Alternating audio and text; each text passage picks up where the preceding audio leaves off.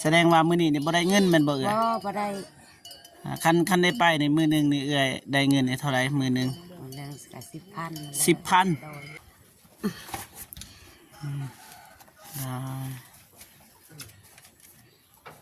อ้าวนกได้โอ้จ้ะน้องเนาะเพิ่นนกได้สบายดีสบายดีสบายดีเด้อมาบ่เมกสบายดีมาที่ไสเนาะมาจะชมวิวงามกระดอกมามีตาดเนาะมีตาพร้อมมีตาดพี่น้องมีปลาพร้อมได้เนาะมีพี่น้องเลยเห็นดอกมันไก่เห็นอยู่ได้โอ้โทษสุดว่ามันไก่แฮะพี่น้องของเท่พิซซ่าเด้อพิซซ่าเนาะไปทอดกระปูเต้นดงไปใหม่เท่าไรกัน10,000อันนี้ใหม่อันนี้10,000โอ้กินข้าวใส่กินข้าวปลาเลยเท่าไรกันบอเงินปลาบอเงินน่าได้พันซื้อขอบใจใจหลายๆด้วยน้องเด้อซื้อยังไงกะน้องซื้อยังซื้อเมย์มีโอ้ไปเลยมาเอาแล้วได้ขอบใจหลายๆเด้อ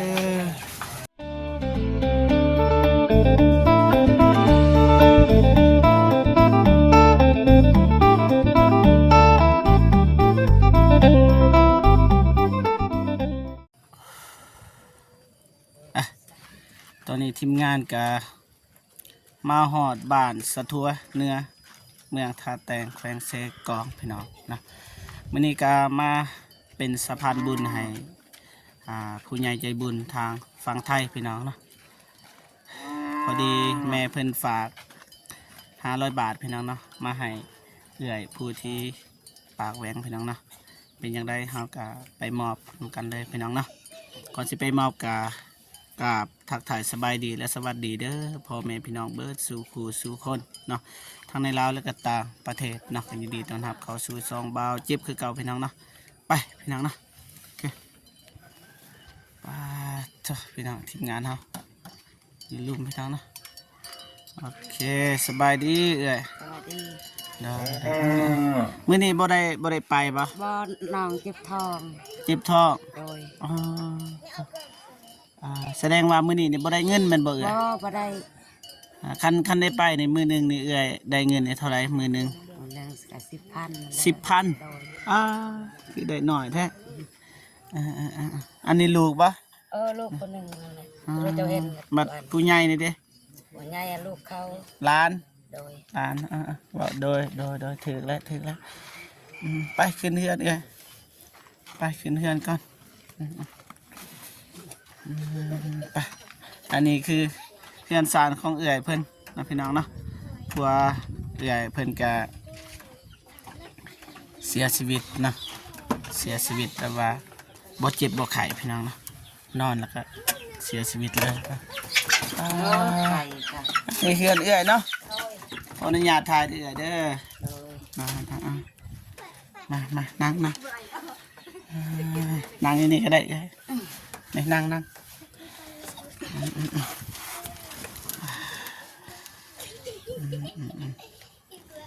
พวกเอื้อยเสียจากเดือนละได้ละ2-3 เดือน2-3 เดือนนะเสียใจนะเอ้ยกินข้าวกินน้ำหรือเปล่ากินได้ยังกินตัวปลาทูจะไปให้ปลาทูตัวไอเตียงเพิ่นให้เนาะเบิดแล้วปะเบิดแล้วเนาะมาให้เป็นการศึกษาชีวิตเวลาพี่น้องเนาะมื้อนี้ก็เบาเจ็บมากก็สิเอาเงินมาให้เพราะว่ามีผู้ใหญ่ใจดีเพิ่นเห็นในคลิปว่าเอื้อยทำงานมื้อละ10,000 กีบพี่น้องมื้อละ10 บาทว่าซั่นซะพี่น้องบ่หลาย 10 ปลาย15 บาทประมาณนั้นแหละพี่น้องเนาะก็เลยมีผู้ใหญ่เพิ่นเห็นเมตตาสงสารเอื้อยเพิ่นก็เลยมอบให้500 บาทพี่น้องเนาะประมาณอยู่330,000พี่น้องเนาะเราเจ็บก็เลยเอามามอบเลยพี่น้อง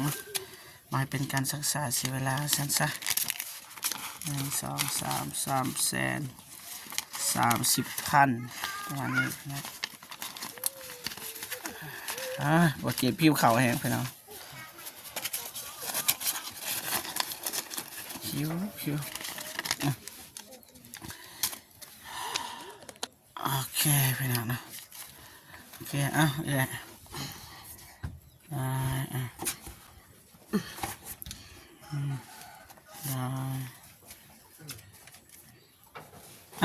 นบได้โอ้เจ้าน้องนะเพิ่นนบได้มีแต่ว่าให้เอื้อยนี่นบมือแล้วก็นบมือปะก้อนเงินก็ได้ปะนบแล้วก็ขอบใจ ขอบใจ แล้วก็อวยพรให้แม่เพิ่น ขอบใจอวยพร เป็นบ่อวยพรเป็นบ่บ่เป็นนี่เบาเจ็บสิพาอวยพรเด้อเอื้อยเด้อ โดย ขอบบุญขอบคุณ ขอบคุณ ผู้ใหญ่ใจดี ผู้ใหญ่ใจดี จากฝั่งไทย ฝากคนไทย ก็ขอให้แม่ ขอให้แม่ จงมีแต่ความสุข จงมีแต่ความสุข สุขภาพแข็งแรง สุขภาพแข็งแรง ความเจ็บบ่ให้ได้ ความเจ็บบ่ให้ได้ ความไข้บ่ให้มี ความไข้บ่ให้มี นอนหลับให้ได้เงินหมื่น นอนรับให้ได้เงินหมื่น นอนตื่นให้ได้เงินแสน ตื่นได้เงินแสน นั่งดีๆก็ได้ยันมันเมื่อยนะปรารถนาสิ่งใด พัฒนาสิ่งใด ขอให้ได้สิ่งนั้น ขอให้ได้สิ่งนั้น อายุมันควรยืน อายุมันพันยืน สาธุ สาธุ เด้อ สาธุ เด้อก็บ่มีหยังหลายพี่น้องเนาะก็มาเป็นสะพานบุญให้แม่ใหญ่ใจดีจากฝั่งไทยเป็นเมตตาสงสารเอื้อยเด้อจังไดก็สู้ๆเด้อเอื้อยเด้อเป็นกำลังใจให้เอื้อยเพิ่นก็อวยพรบ่เป็นก็อย่าว่ากันพี่น้องเนาะอยู่เฮือนนี่จักคนเอื้อย 3 คนเนาะตอนอันนี้นี่เงินนี่ใช้ได้จักเดือนเอื้อยตัวอย่างว่าเอื้อยทำงานนี่วันละ 10,000เบิ่งจักเดือน330 วัน33 วันเดือนปลายพี่น้องนะพอดีครบเดือนหนึ่งเลยถ้าเทียบใส่เอื้อยเพิ่นทำงานพี่น้องเนาะใส่อยู่1 เดือนปลายพี่น้องโอเคมิตรว่าน้องกลับกันเอื้อยเด้อได้เอาบ๊ายบายเอื้อยโอเคขอบใจหลายๆเอื้อยกลับกันเด้อนอนไปพี่น้องโอเคอ้ายเพิ่นกับหายไปแล้วพี่น้องนะปาโถ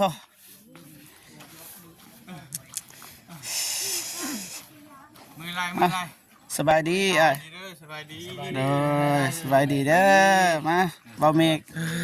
เด้อสบายดีอ้ายน้องมาที่ไสเนาะ มาจะชมวิวงามกระดอกมา มีตาดเนาะ มีตาพร้อม มีตาดพี่น้อง มีปลาพร้อมได้เนาะ มีพี่น้องเลย บ่เห็นดอกมันไก่ โอ้เห็นอยู่ได้โอ้โหโทษ สุดแต่ว่ามันไก่แฮะพี่น้อง ของเท่ พิซซ่าเด้อ สาเนาะไป เป็นฮอตกระปูเต้น ดงๆเลย ไป อะไรดิ เรียบร้อยพี่น้องนะไปต่อมานี่ ฮะ สะทั่วใต้ บ่ แม่ เมื่อยไปต่อ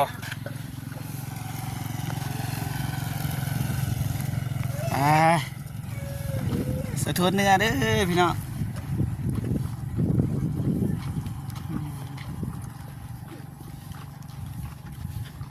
ไปเดินทางต่อพี่น้องนะ พี่น้องเนาะไปเดินทางต่อพี่น้อง ไปบ้าน สะทัวไต่ ทั่วไต่บ้านทั่วไต่พี่น้องเอ้ยทางนี้บูบรรยายคนทางคนบรรยายได้ บรรยาย บรรยายแน่ ตัวนั่งเศร้า คุณนะบรรยายให้แน่บรรยายให้แน่ บรรยายเนี่ย บรรยาย โอ้แล่นขึ้นมาเลยเนี่ยขึ้นแต่ค่อยก็เบาเตียงเบาตูนน้องเมฆโอ้ตอนลงม้วนเป็นยังไงมันขึ้นแล้วขาสั่นบ่ได้ บ่ได้อยากเบิ่งเลยไปเบิ่งน้ำซองไอเตียงเลย เห็น และตัวแล่นขึ้น พอเดินนำเด้อไอ้เด้อ เสื้อตามสบายยินบ้าน สะทัวเนื้อ สะท้อนเนื้อ แม่นว่าสะท้อนเนี่ย โอ้ผักเนาะบรรยากาศบ้านเขา อันจะเบิ่งเคลื่อนก็ลงทางนี้ก็ได้ มีเคลื่อนนี่บ่ มันเป็นเคลื่อน เด้อ ตัว เป็นเคลื่อน เนาะ ผลิตไฟฟ้า วิวผัก งามอยู่ มัน 2 หลัก 3 หลักเลยยังได้ ผักมันได้คือ โอ้ ตัว ว่าเดี๋ยว ไป นี้คักแต่ตะกี้คักอยู่ตะกี้ บรรยากาศบันได ผ เล ลิ ย ตไฟฟ้า มันบ่คืออยู่บนทางไปบ้านน้องเดิมเลยเราเห็นแบบเคลื่อนใหญ่เลย แม่นงานแบบเป็นอ่างน้ำอ่างใหญ่เลย เส้นทางงามนะเป็นอีกอย่างแต่ว่าเขาไปสะทัวไต่ก่อนพี่น้อง เคลื่อน โอ้ย มีบ้านมีเรือนบ่อยู่หลุมนะ เคลื่อน แต่เคลื่อนนั่นแหละ ไป ไปกับโบเจ็บแล้วตอนนั้น2 คนมาทางนี้เนาะมาเจ็บเนาะ เดินทางพี่น้องนะมาจากสิบรรยายในไอ้ นี่เจ้าถิ่นไอ้ภูครับมันใหญ่เลย ไอ้จะคุย เดิน ยัง หน้า เท้า ต่อไปว่ะพี่น้องเอ๋ย เดินหน้า นี่แหละ ต่อ เส้น ไป ทาง เส้น ใน ทาก าง รเดินทาง งามเลย อยู่ บ่คิดว่ามี คิวทันสวยงาม มีมือนี่เนาะสำหรับไอเตียงมาทางใต้เนาะ แมนแต่ว่า แกถุงมุมนี่เป็นเพื่อนเขาบ่นี่ บอ ร้านมัน ทางนี้แหละน้องกับเบาตูนไป ว่าสีหาเขตใหม่แต่ว่ายังหัวก็เลยกลับมา ยังรถรั่ว แมนโดนเบาตูนผู้ใหญ่ก็เลยเห็นก็เลยซอย ผมขอบใจทางผู้ใหญ่เพิ่น เออ เอ็นดูเลยสงสาร ซอยย่างหรือไม่รถ ใส่ยางใหม่ ตัวกินข้าวบ่หิวข้าวบ่ คิวขึ้นอยู่ โอเค มันจะกินมีแต่ไข่ แล้วหลังรถแล้วกินห้องท้องก่อนว่า เดี๋ยว ได้แล้วผมบริถือเขามา อ๋อเจ้าพี่น้องฮอดบานสะทัวไต่แล้วพี่น้องแต่ว่าให้อายจอดเนี่ยหน้าห้านนี่ก็ได้ ขวามือบ่ แม่นความมือนะ ขวามือ อ๋อ ตัวใต้เนาะขอโทษ ไป สุดทอดไต่พี่น้อง ลงไหนบ่ต้องจอดบ่ได้เอ้ย จอดก่อนลง บ่อ่านก็ได้เด้ออ่านเด้อสนุกไปเลย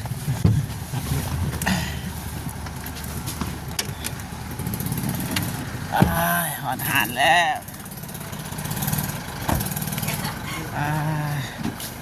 สบายดีเนาะสบายดีอ๋อกี่คุยนะไป ส สี่ บายดี นะ เด้อสบายดีเด้อ สบายดี สบายดีมายัง แม่น้องไปใส่เลยเอาน้ำปะ เพราะว่าเฮ็ดตอนเสาร์ บอกใส่เถอะมาปักตุน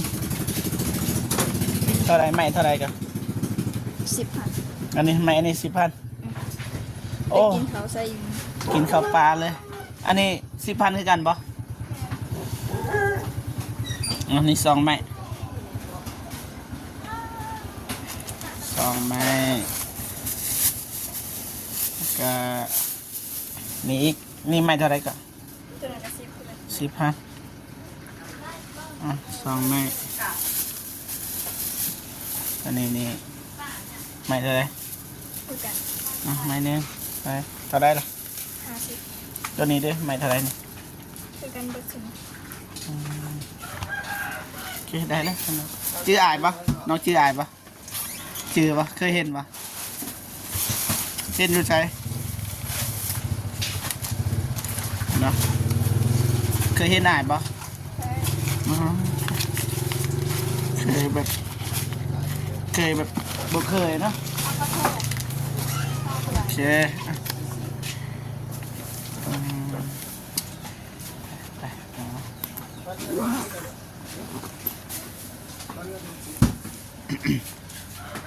มีเข่าปะเข่าคายปะ เขาคล้ายเขา โอ้อะไรหิวเข่าบันนี่เป็นจังได้บัดนจากหน้อยหนึ่งบ่ได้ปะ แบ่งกัน แบ่งคายไอ้นี่ไว้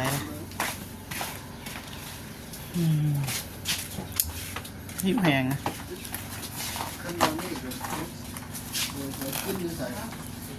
กินอยู่ปลาเลยเด้อ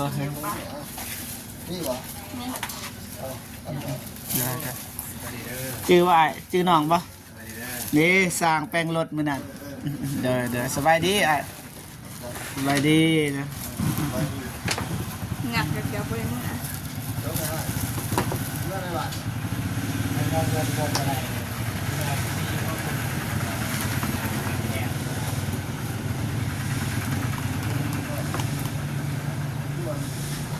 ทง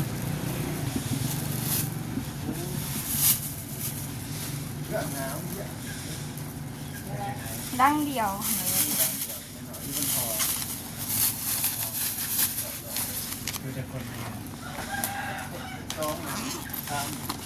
สี่ดิ พ่อแม่ลูกเหรอ มีผู้ใหญ่หันสี่แล้วก็เด็กหน่อยหันสองเอากลัวเพราะอันนั้นอยู่น้ำกันทั้งหมดเลยบอกเลยว่าข้าหยาเอาฮะ เท่าไหรกันบเอาเงินป้าเถอะบเอาเงินน่าได้บันซื้อเอาขอบใจใจหลายๆเด้อน้องเด้อซื้อยังไงกะน้องซื้อหยัง มี ซื้อเมย์ มี มีโอ้ ไปเลย เอามา เอาแล้ว เด้อเอาขอบใจหลายๆเด้ออ้ายใจดีแท้อ้ายขอบใจหลายๆเด้ออ้ายเด้อเด้อซะ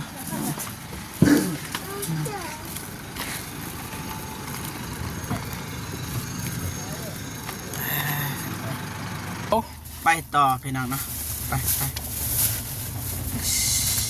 โอเคพี่น้องเนาะวันนี้ก็เบาจิตมาเป็นสะพานบุญให้แม่ใจบุญทางฝั่งไทยนะจังใดขอขอบคุญขอบคุณนะแม่ที่ไว้วางใจเบาจิตเป็นสะพานบุญในทางนี้นะจังใดก็ขอให้แม่จงมีแต่ความสุขสุขภาพแข็งแรงนะประสบผลสำเร็จในหน้าที่การงานไปที่ใดก็ขอให้ปลอดภัยนะ